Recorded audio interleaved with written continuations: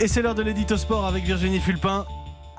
Ça va Virginie ? Oui, très bien. Gaël Monfils joue tout à l'heure son quart de finale à l'US Open contre Matteo Berrettini.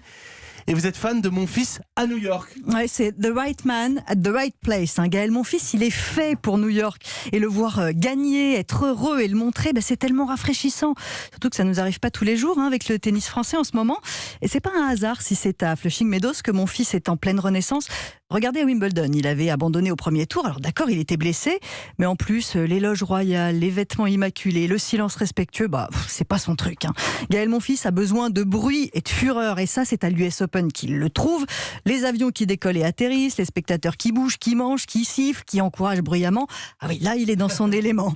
Et il se passe forcément quelque chose avec lui à New York. Et si jamais il ne gagne pas le tournoi, je me souviendrai quand même sûrement plus de son parcours que de celui du vainqueur. Il y a une osmose entre Monfils et le public de l'US Open. Oui, c'est pas forcément le cas ailleurs. Je ne sais pas si vous vous souvenez, lors de son premier Roland-Garros, c'était en 2005 déjà, Gaël Monfils était tout jeune. Il était arrivé sur le court en tenue de boxeur, capuche sur la tête. Il se donnait un air méchant comme quand on monte sur un ring. Bon, alors derrière, il avait perdu en 3-7, complètement invisible.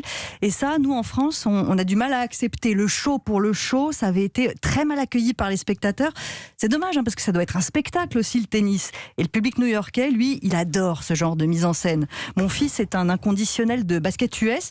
Il a gagné un de ses matchs avec un smash à 360 degrés. C'est un geste qu'on voit en NBA, pas sur un cours de tennis. Alors tout le monde le suit évidemment dans les tribunes.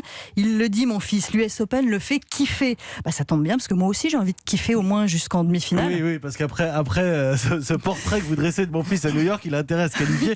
En plus, il y a Virginie même une histoire d'amour au milieu de tout ça. Oui, Gaël Monfils est en couple avec la joueuse ukrainienne Elena Svitolina. Elle est déjà qualifiée pour les demi-finales. Ils vivent leur amour en le partageant avec le public, avec une bonne dose d'humour aussi. Franchement, ils ont tout compris. C'est digne d'un scénario de film et ils embarquent tous les spectateurs avec eux. Alors allez, Gaël Monfils, on a envie d'une happy end, nous aussi.